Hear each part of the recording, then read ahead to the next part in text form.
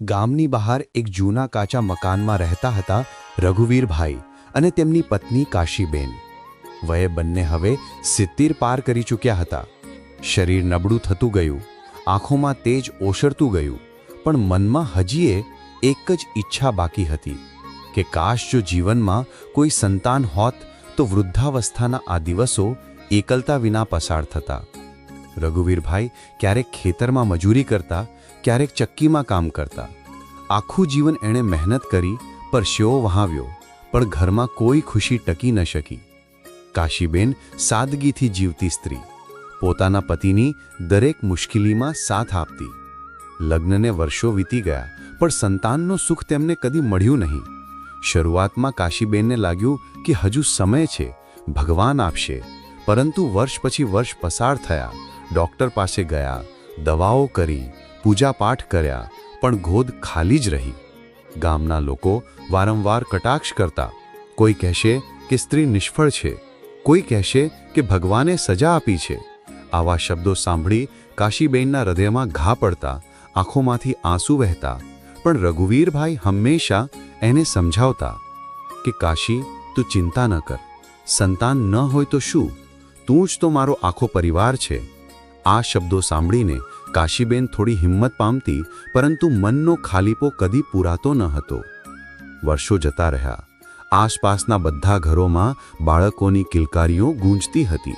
પડોશીની વહુએ સંતાન પામ્યું તો આખું ગામ મીઠાઈ ખાવા જોડી ગયું. કાશીબેનની ઘરની બારીમાંથી એ અવાજો કાને પડતા અને એ ચૂપચાપ ખૂણે બેસીને રડતી. મનમાં લાગતું કે ભગવાન, શું હું એટલી પાપી છું કે મને આ સુખ ન મળ્યું? સમય આગળ વધ્યો. બંને વૃદ્ધ થયા, કમાણી ઘટી ગઈ, શરીર પણ સાથ ન આપતું. હવે રોજિંદા ભોજન માટે પડોશીઓ પર નિર્ભર થવું પડતું. ક્યારેક કોઈ ચોખા આપી જાય, કોઈ દાળ આપી જાય તો એ દિવસના ભોજનની વ્યવસ્થા થઈ જાય. રઘુવીરભાઈ હંમેશા માથું ઊંચું રાખીને જીવતા, કદી કોઈને હાથ ન ફેલાવતા. પણ ક્યારેક કાશીબેન કહેતી કે જો આપણો દીકરો કે દીકરી હોત તો આજે એ આપણું ધ્યાન રાખતા, દવા લાવી આપતા, ભોજન તૈયાર કરતા. આપણે આમ લાચાર ન થવું પડતું. રઘુવીરભાઈ મૌન રહી જતા, આંખોમાંથી આંસુ છલકાઈ જતા, પણ એ પત્ની સામે કમજોરી બતાવતા નહીં. એક વર્ષ એવો આવ્યો જ્યારે કાશીબેન ગંભીર રીતે બીમાર પડી. તાવ, ખાંસી અને નબળાઈએ એને ખાટલા પર પાડી દીધી. રઘુવીરભાઈએ ગામના ડૉક્ટરને બોલાવ્યો. ડૉક્ટરે કહ્યું કે દવા તો આપીશ, પણ સાચી સારવાર માટે શહેર લઈ જવું પડશે.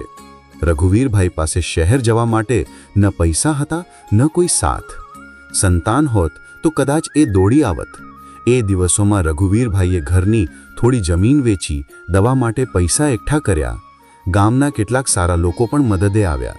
કાશીબેન ધીમે ધીમે સારી થવા લાગી, પણ શરીર પહેલું જેવું ન રહ્યું. હવે એને સતત સહારો જોઈએ. રઘુવીરભાઈ રોજ એને પાણી પીવડાવતા, દવા આપતા, ખવડાવતા. એ પોતાની આખી સેવા ભાવનાથી પત્નીનું ધ્યાન રાખતા. કાશીબેન ક્યારેક એની આંખોમાં જોઈને કહેતી કે ભગવાને મને સંતાન નથી આપ્યું, પણ તું જ મારા માટે હજારો સંતાનો જેવો છે. વર્ષો વીત્યા. હવે ઘરમાં સન્નાટો વધુ ગાઢ બનતો ગયો. દિવાળી, હોળી, જન્માષ્ટમી ગામમાં ઉત્સવ ઉજવાતો, પણ આ વૃદ્ધ દંપતીના ઘરમાં ફક્ત એક દીવો જળતો. કોઈ દીકરો કે દીકરી આવતું ન હતું, કોઈ પૌત્રોની કિલકારીઓ ન હતી. ફક્ત બે વૃદ્ધ આત્માઓ એકબીજાનો સાથ આપી જીવી રહ્યા હતા. એક શિયાળાની ઠંડી રાત્રે કાશીબેન અચાનક જ જાગી અને રઘુવીરભાઈનો હાથ પકડીને બોલી કે રઘુ, જો હું તને છોડી દઈશ ને તો તું એકલો કેવી રીતે જીવશે? રઘુવીરભાઈએ ધીમે અવાજમાં કહ્યું કે કાશી, તું કંઈ ચિંતા ન કર, હું તારા વિના રહી શકીશ નહીં. કદાચ થોડા દિવસમાં હું પણ તારા પાછળ આવી જઈશ. એ રાત્રે બંને લાંબા સમય સુધી વાતો કરતા રહ્યા. ગતકાળની યાદો, યુવાનીના દિવસો, પહેલીવાર મળ્યા ત્યારેની હચકસાટ, લગ્નના પળો, જીવનની કઠિનાઈઓ, બધું યાદ આવતું રહ્યું. થોડા મહિના પછી કાશીબેનનું સ્વાસ્થ્ય ફરી ખરાબ થયું. આ વખતે એ પાછી ઊભી થઈ ન શકી. ગામના બધા લોકો એકઠા થયા, પણ સંતાનની ખોટ બધાને ચોટ મારી ગઈ.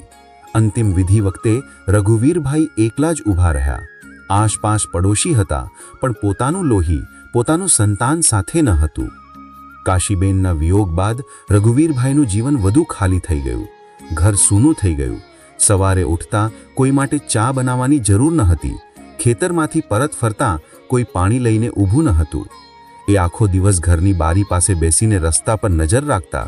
કદાચ કોઈ આવી જશે, પરંતુ કોઈ આવતું ન હતું. વર્ષો બાદ એક દિવસ ગામના લોકોમાં ખબર ફેલાઈ કે રઘુવીરભાઈ નથી રહ્યા. પડોશી દોડી આવ્યા. કોઈએ અંતિમ વિધિ માટે સામગ્રી લાવી, કોઈએ ખંભે કાંટો આપ્યો. ગામના યુવાનો બોલ્યા કે કાકાને સંતાન ન હતું, પણ આખું ગામ જ એમનું સંતાન છે. તે દિવસે ગામે અનુભવ્યું કે વૃદ્ધાવસ્થાની સૌથી મોટી ખાલીપો સંતાન વિનાનું જીવન છે. પૈસા, જમીન, ઘર બધું હોવા છતાં જો કોઈ પોતાનો હાથ પકડીને સાથ ન આપે તો વૃદ્ધાવસ્થા દુઃખ અને એકલતાની કસોટી બની જાય છે. રઘુવીરભાઈ અને કાશીબેનની કહાની ગામના દરેક હૃદયને સ્પર્શી ગઈ. લોકો વચ્ચે ઘણીવાર ચર્ચા થવા લાગી કે બાળકોને આપણે કદી અવગણવા ન જોઈએ. તેઓ જ છે જે વૃદ્ધાવસ્થામાં આપણા માટે સાચું આધાર બને છે. અને આ રીતે સંતાન વિનાના વૃદ્ધ દંપતીનું જીવન એકલતા, દુઃખ અને યાદોથી ભરેલું રહ્યું. એમની કહાની દરેકને શીખ આપી ગઈ કે પ્રેમ અને સાથ વિના જીવન અધૂરું છે અને સંતાન વિના વૃદ્ધાવસ્થા સૌથી કઠિન પરીક્ષા છે. જો આ વિડીયો તમને સારો લાગ્યો હોય તો વિડીયોને લાઈક કરજો અને બીજા આવા વિડીયો જોવા માટે અમારી ચેનલને સબસ્ક્રાઇબ પણ કરી દેજો, કેમ કે અમે આવા જ વિડીયો અમારી આ ચેનલ પર લાવતા રહીશું. ત્યાં સુધી બધાને જય શ્રી કૃષ્ણ.